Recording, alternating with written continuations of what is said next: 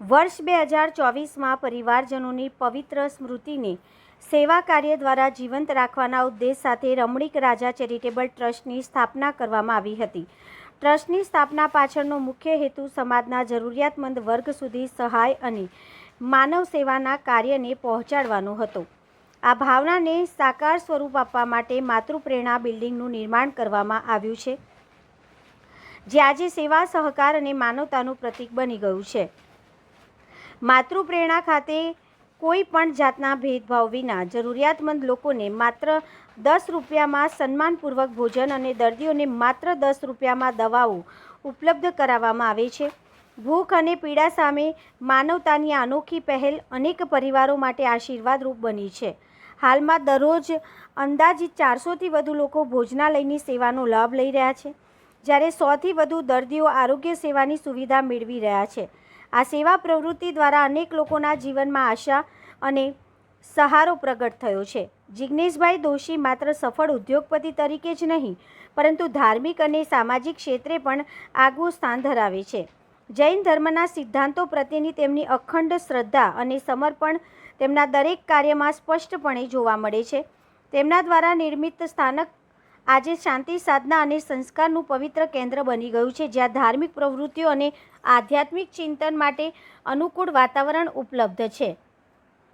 તાજેતરમાં અંજાર ખાતે યોજાયેલા પવિત્ર ચાતુર્માસ દરમિયાન જિગ્નેશભાઈ દોશીએ 260 તપસ્વી આત્માઓને 51 ગ્રામ ચાંદી અર્પણ કરીને તેમની કઠિન તપસ્યા અને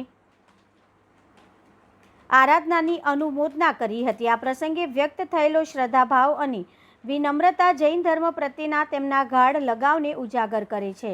તેમના મતે જીવનમાં સંપત્તિ કરતાં પુણ્ય અને સેવાભાવનું મહત્ત્વ વધ્યું છે અને ધર્મ સાથે જોડાયેલી સેવા જ સાચી સમૃદ્ધિનો માર્ગ છે. ધર્મ, સેવા અને સંસ્કારના અનોખા સમન્વય દ્વારા જિગ્નેશભાઈ દોશી આજે સમાજ માટે પ્રેરણારૂપ વ્યક્તિત્વ તરીકે ઉભરી આવ્યા છે. તેમના સેવા કાર્યો અને ધાર્મિક યોગદાનથી અનેક લોકો પ્રભાવિત થઈ રહ્યા છે અને માનવતાની ભાવનાને વધુ મજબૂત બનાવી રહ્યા છે.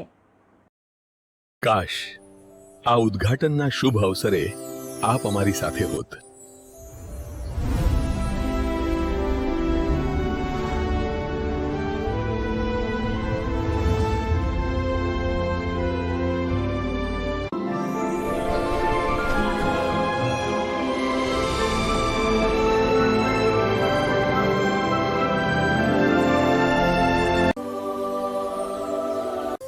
દીકરાઓ, આ શુભ દિવસે તમે મને દિલથી યાદ કર્યો તેનો આભાસ મને સ્વર્ગમાં પણ થયો. આજે તમારી પ્રગતિ જોઈને મારા હૃદયમાં અપરંપાર ગર્વ અને આનંદની લાગણી જન્મે છે. આપણા પરિવારનો કાપડનો વ્યવસાય 3 પેઢીથી ઈમાનદારી અને સંસ્કારો સાથે આગળ વધતો રહ્યો. ભૂકંપ જેવી વિકટ પરિસ્થિતિએ બધું હચમચાવી દીધું. છતાં તમે હિંમત હાર્યા નહીં. તૂટેલી પરિસ્થિતિમાંથી ફરી ઊભા થઈ આપણી દુકાનને નવી ઓળખ આપી અને કાપડના વ્યવસાયને ફરી જીવંત બનાવ્યો.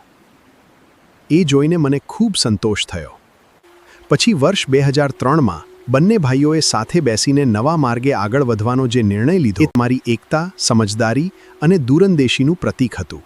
મોટા દીકરા આનંદના આશીર્વાદ અને સહકારથી નાના જિગ્નેશે મહાવીર ડેવલપર્સના નામથી જમીનના વ્યવસાયમાં નાનકડું પગલું ભર્યું, જે આજે એક વિશાળ વટવૃક્ષ બની ગયું છે. ધીરે ધીરે તમે બંને ભાઈઓએ સાથે મળીને મહેનત, વિશ્વાસ અને સંકલ્પના બળે ધંધાના અનેક શિખરો સર કર્યા. ખૂબ ઓછા સમયમાં જે સફળતા અને પ્રતિષ્ઠા તમે મેળવી છે, તે જોઈને આજે હું ગર્વથી ભરાઈ જાઉં છું. મને એ જાણીને અત્યંત આનંદ થયો કે તમે દીકરા-દીકરીનો કોઈ ભેદભાવ રાખ્યા વિના મારી પૌત્રી નેન્સીને પણ વ્યવસાય સાથે જોડી રહ્યા છો. આ સમાનતા, પ્રગતિશીલ વિચારધારા, પરિવારના ઉત્તમ સંસ્કારોનું સુંદર પ્રતિબિંબ છે. આજે તમારી નવી ઓફિસના શુભ ઉદ્ઘાટન પ્રસંગે તમે મને યાદ કર્યો, તેથી હું પણ આશીર્વાદ રૂપે તમારી વચ્ચે હાજર થયો છું. આ શુભ અવસરે મારી દિલથી એવી શુભકામનાઓ અને અભ્યર્થના છે કે તમારું જીવન હંમેશા સુખ, સમૃદ્ધિ અને પ્રગતિથી ભરેલું રહે. તમે ધંધાના નવા શિખરો સર કરો, પરિવારનું નામ વધુ ઉજ્જવળ બનાવો અને હંમેશા એકતા, પ્રેમ અને સંસ્કાર સાથે આગળ વધતા રહો. યાદ રાખજો, હું હંમેશા તમારી સાથે હતો, છું અને રહીશ. બધા ઘરના સભ્યોને મારી ખૂબ યાદ અને આશીર્વાદ. જય જિનેન્દ્ર.